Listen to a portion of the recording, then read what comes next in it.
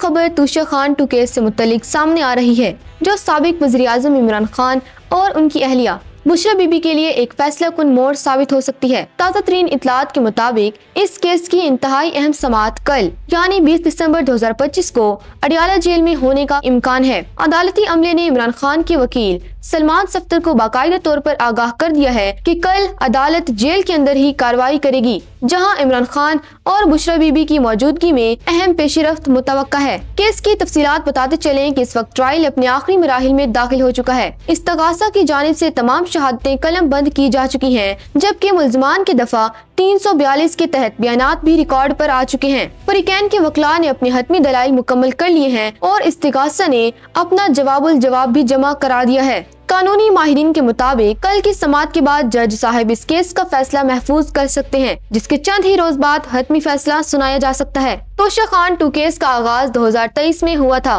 इसमें इमरान खान और बुशरा बीबी पर ये इल्जाम आयद है कि उन्होंने दौरे इक्तदार में तूषा खान से हासिल होने वाले कीमती तोहफे को गैर कानूनी तौर पर फरोख्त किया और उसके जरिए कौमी खजाने को नुकसान पहुंचाया। वाज़ेह रहे कि इमरान खान को इससे किबर एक और तूषा खान केस में 14 साल कैद की सजा सुनाई जा चुकी है। ताहम ये दूसरा केस कानूनी तौर पर बिल्कुल अलग है और इसका फैसला इमरान खान के सियासी मुस्तकबिल के लिए इंतहाई अहमियत का हामिल है। पाकिस्तान तहरीक इंसाफ इस केस को शुरू ही से सियासी इंतकाम करार दे रही है और इनका मौकिफ है कि ये सब बानी पीटीआई को सियासत से बाहर रखने की कोशिशें हैं। इमरान खान के वकील सलमान सफ्दर ने अपने एक बयान में कहा है कि वो अदालत पर मुकम्मल एतमाद रखते हैं और उम्मीद करते हैं कि इंसाफ के तकाजे पूरे होंगे। दूसरी जानिब हुकूमत का कहना है कि ये एक खालिसतन कानूनी मामला है, जिसमें कौमी असासों के गलत इस्तेमाल की तहकीकात की जा रही हैं। कल अडियाला जेल में होने वाली ये समाअत सिर्फ एक अदालती कार्रवाई नहीं, बल्कि पाकिस्तान की मजमूई सियासी फिजा के लिए एक बड़ा इशारा होगी। अगर फैसला महफूज कर लिया जाता है